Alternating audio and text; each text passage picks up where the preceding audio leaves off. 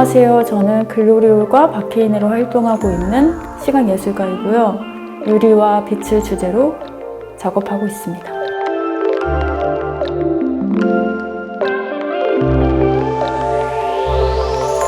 사실 글로리올이라는 그 화로를 봤을 때 그것의 이름이 그 시설의 형태와 되게 다르게 이름이 너무 예쁘다고 생각했어요. 그리고 실제로 계속해서 불을 바라보게 되거든요. 유리 공예를 할 때 이 빛이 사람에 대해 홀린다고 생각했어요. 이것과 어떤 바라볼 수 있는 조명이라는 저의 작업적 태도 그런 것과 이 이름이 되게 같은 선상에 있다고 생각을 했어요. 글로리올은 유리를 만드는 과정에서 사용할 수 있는 시설이에요. 800도에 불이 돌아가는 일종의 화로 같은 거죠. 그래서 유리가 식지 않게 다시 녹여줄 수 있는 그런 커다란 화로를 뜻해요. 글라스 블로잉 하면 약간 극한 직업? 이런 데서 보셨을 수도 있어요. 블로잉 시설을 핫샵이라고 해요.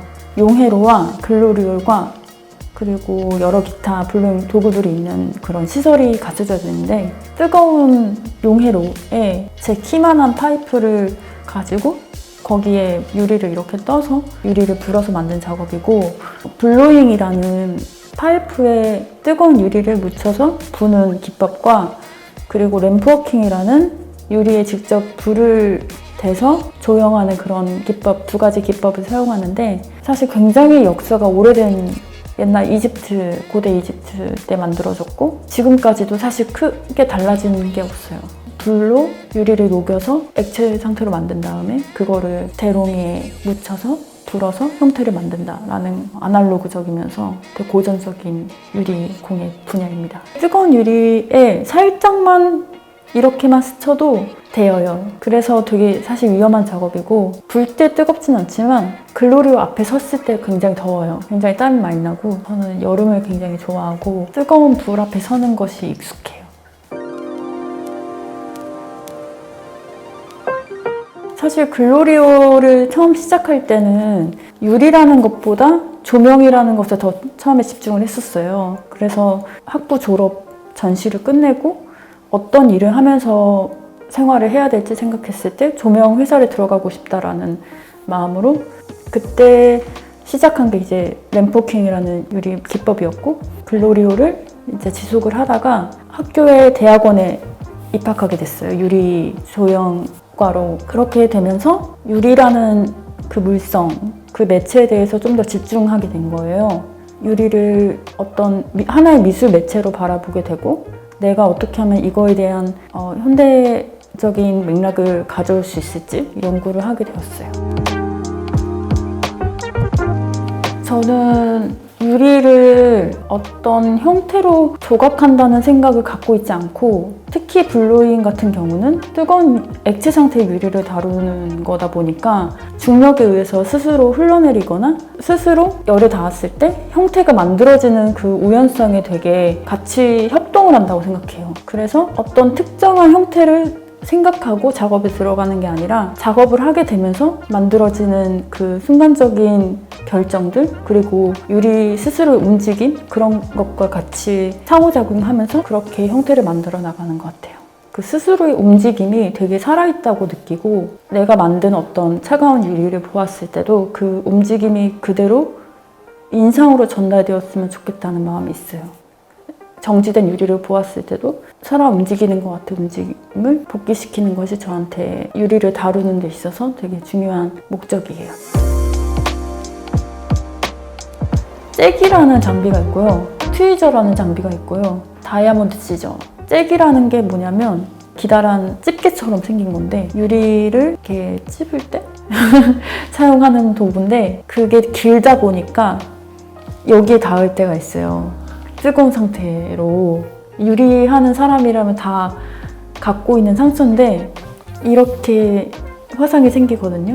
그거를 잭방이라고 해요. 제가 트위저라는 장비를 많이 쓰는데 그건 정말 집게처럼 생긴 거예요. 그래서 트위저로 뜨거운 유리를 잡아서 늘리고 예를 들면 저 고스트 젤피쉬의 밑부분을 그 트위저로 잡아서 늘리는 거죠. 다이아몬드 시저 같은 경우는 유리를 쪼여서 떼어낼 때 사용을 합니다. 자를 때도 사용하지만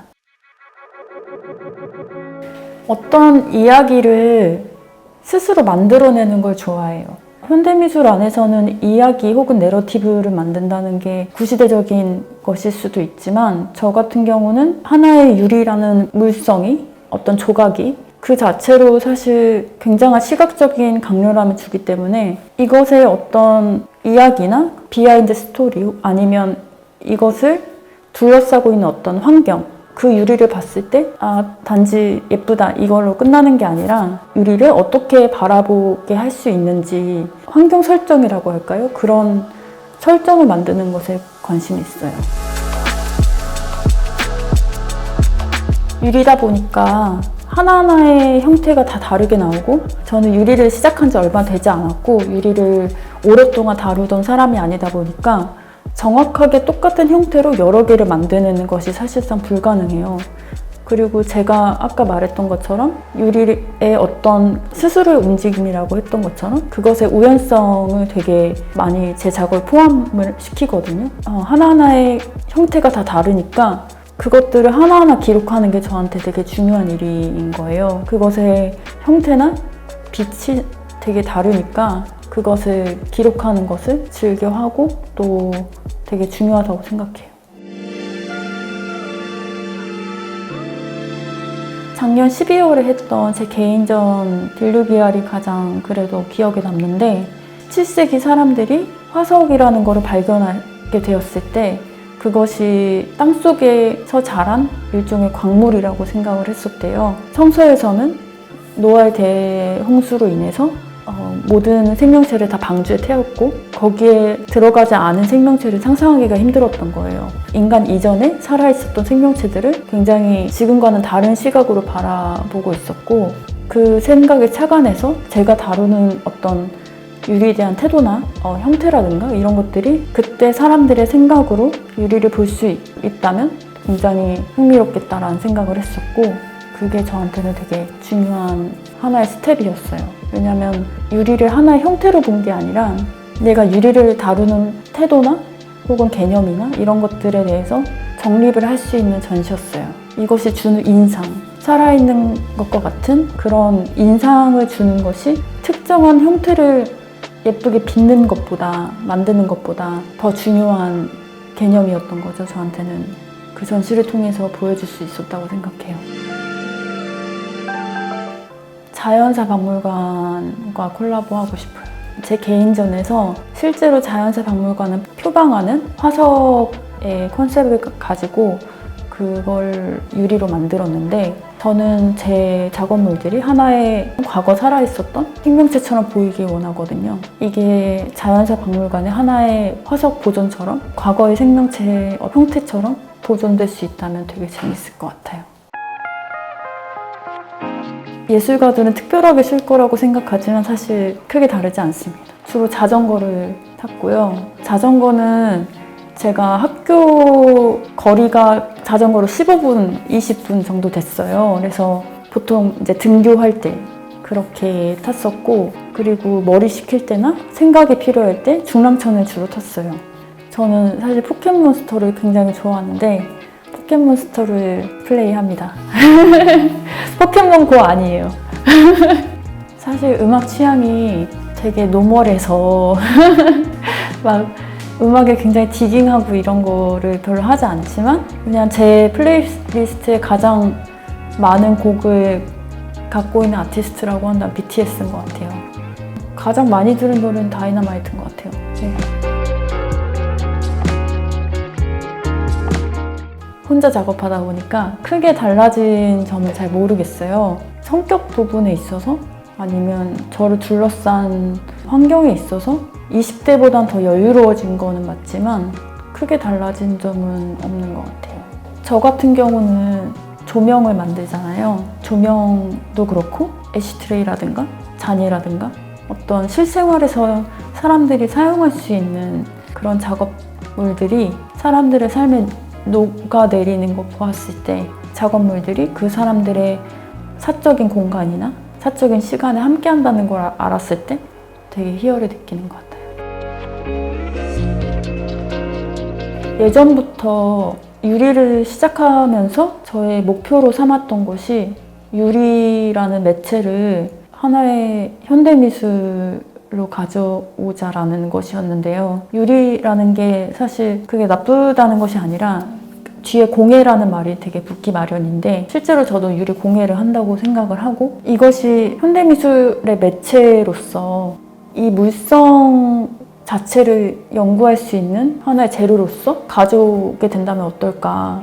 공예 씬뿐만 아니라 이 파인아트 씬에서 유리가 어떻게 보일지 되게 흥미로운 재료인데 아직 간과하고 있는 것들이 더 많다고 생각해요. 그래서 그런 것들을 가져오고 싶다는 도전 의식이 있어요. 되게 디지털 작가들과는 반대의 소망이 있는데 그것이 바로 물리적인 한계를 벗어나고 싶다는 거예요. 디지털 작가들은 그것이 디지털 안에 머물러 있다는 것이 그들의 불만일 수도 있는데 저 같은 경우는 이 물리적인 한계 때문에 어떤 크기를 벗어나지 못한다든지 혹은 시설을 계속 이용해야 된다든지 예를 들면 불을 사용하는데 이 정도 온도가 아니면 안 된다든지 이런 물리적인 환경들이 있잖아요. 근데 디지털 작업을 할 때는 그 환경들을 극복해낼 수 있는 하나의 다른 세상이라고 생각해요.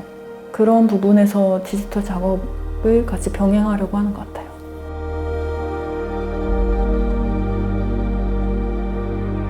전시를 만들거나 프로젝트를 할 때마다 환경을 둘러싼 맥락들이 더 중요한 거라고 생각을 해요. 그래서 그런 점에 봤을 때 저는 고스트 젤리피쉬라는 작업이 가장 애착이 갑니다. 그 작업을 양산화하려는 시도를 하고 있어요. 가장 저는 사랑을 많이 받았고 작가기도 하지만 디자이너로서 저 조명이 더 많은 사람들에게 갈 수 있게 공장에서 생산된다는 것이 저한테는 되게 이 스텝은 되게 중요한 스텝이라고 생각해요.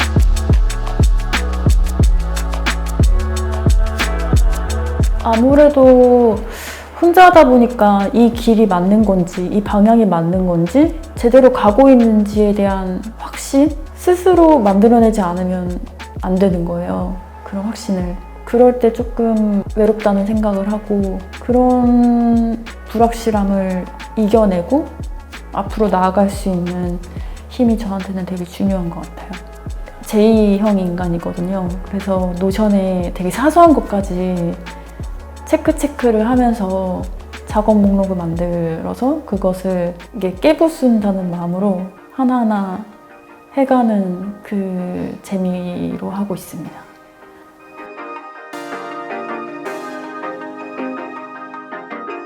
사실 글로리올의 시작은 스타트업 지원이었어요. 조명을 판매하겠다는 어떤 스타트업이었고 근데 이것을 지속하게 되면서 유리를 미술적인 매체로 다루게 되고 뭔가 유리를 연구하는 사람이 되었는데 이 두 가지가 같이 혼용된 상태가 저는 마음에 들어요. 유리로 예술도 하지만 비즈니스도 하고 커미션도 하고 디자인도 하고 유리로 할 수 있는 거는 다 해보고 싶다는 생각이 들어요. 대중들이 쉽게 다가갈 수 있는 예술이면서도 가볍지 않은 예술이었으면 좋겠어요.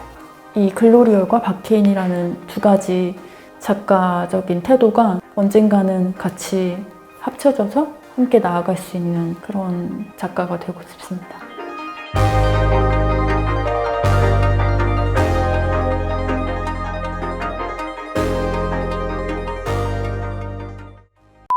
저는 버거킹의 갈릭 불고기 와퍼를 제일 좋아합니다. 세상에서 제일 좋아하는 음식이고요. 일주일에 한 3-4번은 먹는 것 같고요. 와퍼를 2개씩 먹어요. 2달 만에 25만 9천 원 정도 쓴 것 같습니다. 버거킹의 킹 등급입니다.